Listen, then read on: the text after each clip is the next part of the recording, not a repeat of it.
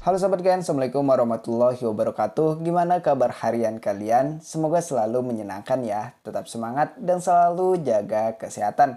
Pada kesempatan kali ini, Gen Sukses Media akan membahas kunci jawaban tugas Ayo Kita Latihan halaman 183 IPA kelas 7 bab 5 semester 1. Jadi, ayo kita bahas bersama mengenai jawaban dari setiap pertanyaannya. Kita masuk ke soal pertama, yaitu jelaskan 3 cara perpindahan kalor. Bagian soal pertama ini termasuk soal yang mudah ya, karena kita sudah mengenal 3 cara perpindahan kalor di video sebelumnya. Jadi kita langsung jawab saja pertanyaan ini. Ingat lagi bahwa kalor berpindah dari benda yang bersuhu tinggi ke benda yang bersuhu rendah. Nah, kalor ini berpindah melalui 3 cara, yaitu ada konduksi, konveksi, dan radiasi. Berikut ini akan diuraikan ketiga cara perpindahan kalor tersebut, Gen. Kita masuk ke perpindahan kalor yang pertama, yaitu dengan cara konduksi. Konduksi merupakan perpindahan panas melalui bahan tanpa disertai perpindahan partikel-partikel bahan tersebut.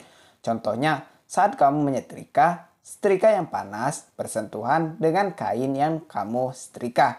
Nah, kalor berpindah dari setrika ke kain. Perpindahan kalor seperti ini disebut konduksi karena tidak terjadi perpindahan partikel dari setrika ke kain. Yang pindah hanya kalor atau panasnya saja. Nah Gen, kalau kalian belum paham tentang apa itu perpindahan partikel yang dimaksud, silakan simak cara perpindahan kalor yang kedua ini, yaitu konveksi. Apa itu konveksi? Konveksi adalah perpindahan kalor dari satu tempat ke tempat lain bersamaan dengan gerak partikel-partikel bendanya. Konveksi terjadi pada zat cair dan gas, misalnya pada udara atau angin. Oke, peristiwa konveksi yang umum kita temui dalam kehidupan sehari-hari adalah ketika kita memanaskan air. Kita perlu tahu bahwa air merupakan konduktor atau pengantar panas yang buruk. Namun, ketika air di bagian bawah dipanaskan, ternyata air bagian atas juga ikut panas. Saat air bagian bawah mendapatkan kalor dari pemanas, partikel air memuai sehingga menjadi lebih ringan dan bergerak naik dan digantikan dengan partikel air dingin dari bagian atas. Dengan cara ini, panas dari air bagian bawah berpindah bersamaan aliran air menuju bagian atas. Nah, proses ini menggambarkan peristiwa konveksi, di mana terdapat pola aliran air yang membentuk arus konveksi. Kita lanjut ke pembahasan cara perpindahan kalor ketiga, yaitu radiasi. Radiasi adalah perpindahan kalor tanpa memerlukan medium atau zat perantara. Nah Gen, radiasi ini biasanya atau umumnya disertai dengan cahaya, meskipun tidak semuanya ya. Nah, contoh peristiwa radiasi yang umum kita rasakan di kehidupan sehari-hari adalah yaitu panas matahari sampai ke bumi walaupun melalui ruang hampa. Dan pakaian menjadi kering ketika dijemur di bawah terik matahari. Nah, selain itu, contoh lainnya bisa kita temukan pada peristiwa, misalnya tubuh yang terasa hangat ketika berada di dekat sumber api, atau menetaskan telur unggas dengan lampu, dan masih banyak lagi contoh lainnya Gen.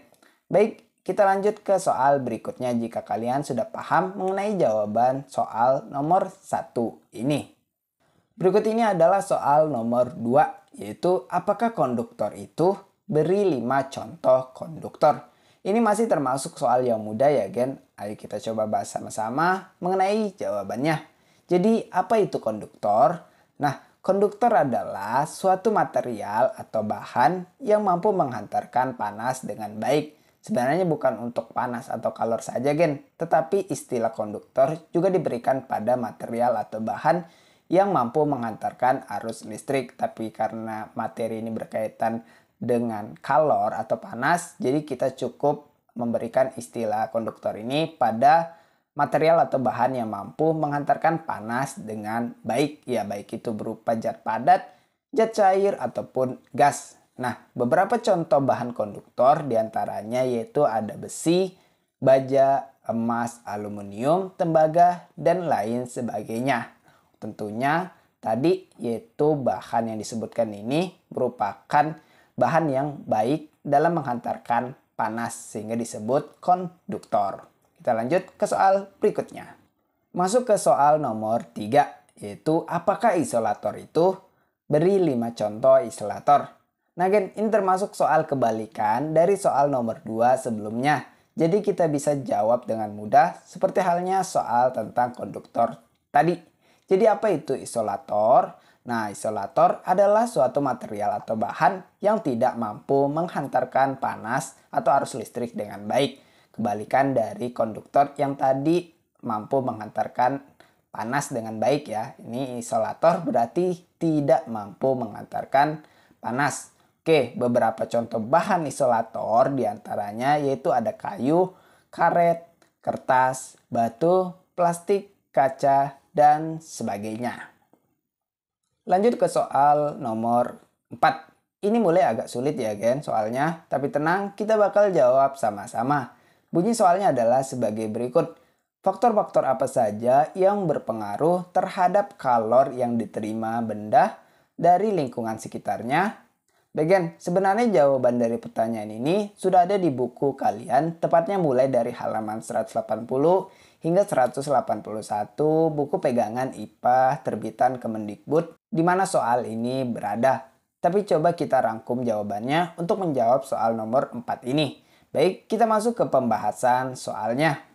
Faktor-faktor yang mempengaruhi penerimaan kalor pada suatu benda adalah yaitu ada 3. Suhu benda, luas permukaan benda, dan warna permukaan benda. Berikut uraiannya gen. Berkaitan dengan suhu benda, ingat semakin rendah suhu benda dibandingkan suhu lingkungan, maka semakin besar kalor yang diterima dari lingkungan. Ibaratnya mudah menerima kalor. Nah, berkaitan dengan luas permukaan benda, semakin luas permukaan benda, semakin mudah menerima kalor dari lingkungan. Dengan catatan, benda ini memiliki suhu yang rendah dibandingkan dengan suhu lingkungannya ya. Kemudian berkaitan dengan warna, jika suhu suatu benda rendah, maka semakin gelap warna permukaannya akan semakin mudah menerima kalor dari lingkungannya. Ini faktor-faktor yang mempengaruhi penerimaan kalor pada suatu benda ya gen, yaitu ada 3, suhu benda, luas permukaan benda, dan warna permukaan benda. Kita masuk ke soal terakhir gen, yaitu faktor-faktor apa saja yang berpengaruh terhadap kalor yang dilepas sebuah benda terhadap lingkungan sekitarnya. Bagian ini termasuk soal kebalikan dari soal sebelumnya, yaitu pada nomor 4 tadi. Kalau di soal sebelumnya dituliskan mengenai 3 faktor yang mempengaruhi penerimaan kalor pada suatu benda, sekarang akan dituliskan faktor-faktor yang mempengaruhi pelepasan kalor pada suatu benda. Apa saja faktornya? Simak pembahasan jawabannya. Sebenarnya jawabannya sama saja dengan soal nomor 4 tadi gen, tetapi bersifat kebalikannya ya, karena tadi kan penerimaan kalor, sedangkan sekarang adalah pelepasan kalor. Jadi kita ganti aja bahasanya. Nah, kita tulis faktor-faktor yang mempengaruhi pelepasan kalor pada suatu benda adalah 3 tadi ya, suhu benda, luas permukaan benda, dan warna permukaan benda. Kita uraikan lagi penjelasannya sebagai berikut.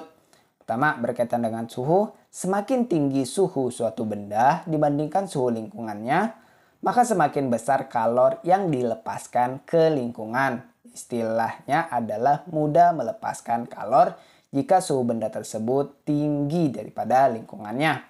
Kemudian untuk luas permukaan benda, yaitu semakin luas permukaan benda, maka semakin mudah melepaskan kalor ke lingkungannya. Dengan catatan, ingat suhu bendanya tentu lebih tinggi dibandingkan suhu lingkungannya, sehingga ada kalor yang dilepaskan. Kemudian untuk warna, jika suhu suatu benda tinggi, maka semakin gelap warna permukaannya, akan semakin mudah melepaskan kalor ke lingkungannya. Jadi ini kebalikan dari jawaban nomor 4 tadi. Walaupun sangat mirip ya jawabannya, tapi jangan sampai tertukar untuk faktor-faktornya. Oke gen, semoga bisa dipahami ya.